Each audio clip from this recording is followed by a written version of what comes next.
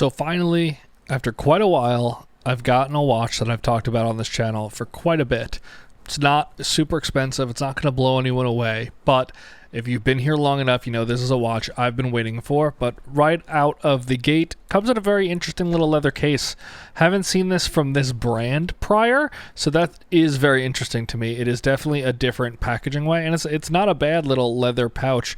It is Merkur, that's your first hint right there. But you got a nice little kind of canvas inside here. It's not super soft. I wish it was kind of felt wrapped or something that's a little bit softer. I do worry this will scratch some things, but fully popping it open, it is the Jump Hour by Pierre Paulin.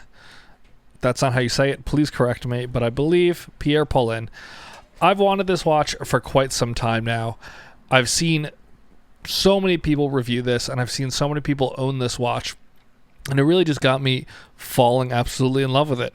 So I was looking on the AliExpress site recently, and prior I had seen the white one and kind of the salmon color, but I saw this one, and this color really jumped out at me, and I had to act on it. So let me get a little closer view of the face here so you could see exactly what I fell in love with, and then let's go from there. So first off, let's just get the dimensions and other details out of the way here. This is a 13 millimeter thick case, so not super thick. It is a 38 millimeter watch.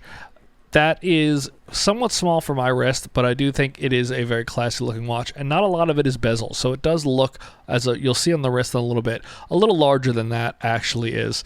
This is the Seagull ST17 movement, and it is not sapphire, but it is a K1 dome glass.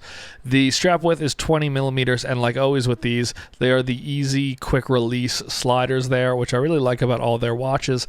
I do wish that more of the Merkurs, though, came with other color bracelets. It would be nice to swap them out with each other, but basically every one I've gotten has been the same color, tannish, grayish. I think one of the other ones might be a lighter blue color. I don't know where it is at the moment, but yeah, they're all very, very similar. But this face is beautiful blue, are on the outside where the numbers are, and those are the minutes. Just going to do a quick little education lesson here on the Jump Hour. The small subdial is your second hand, that is your minute hand, and what looks like a date window is actually the hour. So right now it's showing it as 5:35. Really cool, very simplistic, but beautiful blue around the outside where the minutes are. They're in kind of a limeish, key limeish, greenish yellow color, which I think is really cool. Then you have the minute hand, which has the nice little, open spot there on the end of it, also in that same color with the second hand.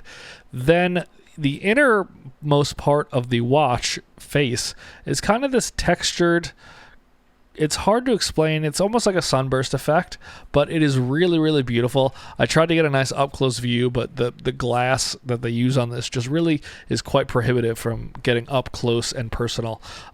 As always, impossible on these Merkur watches to get the blue off. It's not even a sticker. It's like so on there that you have to like really sit here and chip away at it like that, and I just don't have the time for that. I'll let it naturally come off as I wear it. But the face is stunning to me. You have the mix of kind of brushed and stainless polished steel around the whole case. It's just a really absolutely beautiful piece, and I'm so happy I finally got one. I think I'm going to wear this a lot. The bracelet, the strap is good quality leather like always on these watches, which is fantastic. Doesn't need to be broken in. It is soft to begin with. But now let's throw this on the wrist, discuss a little more about this watch, and then I'll give you guys my final impressions as always. So here we are on the wrist. First thing, just there is no lume on this watch. So if you're looking for a dressy kind of watch like this that has lume, this is not it. But that being said, it's stunning. The 38 millimeters on my wrist is obviously a little bit small, but I do think it is classy. This is what watches used to be. So it is very much in line with that dressy kind of look, which I'm totally cool with. I don't need this thing to be massive. It would be all face, and that's not really what I'm into. I do think it looks larger because of the lack of large bezel around the outside. And with the little date, time window, hour window, realistically here at the top, for some reason it looks bigger to me. I do think the large crown also helps the size, but it's just, it fits beautifully, it wears beautifully.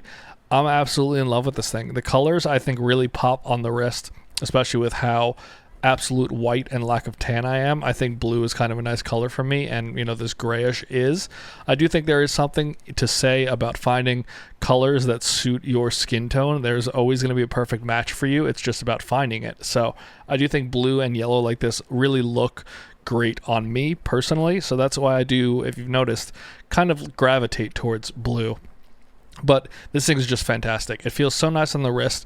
The thing I notice about all these markers is they're all about the same weight. They're very kind of face heavy, so you are aware you're wearing it. But on the wrist here, total A+. This thing is a real stunner.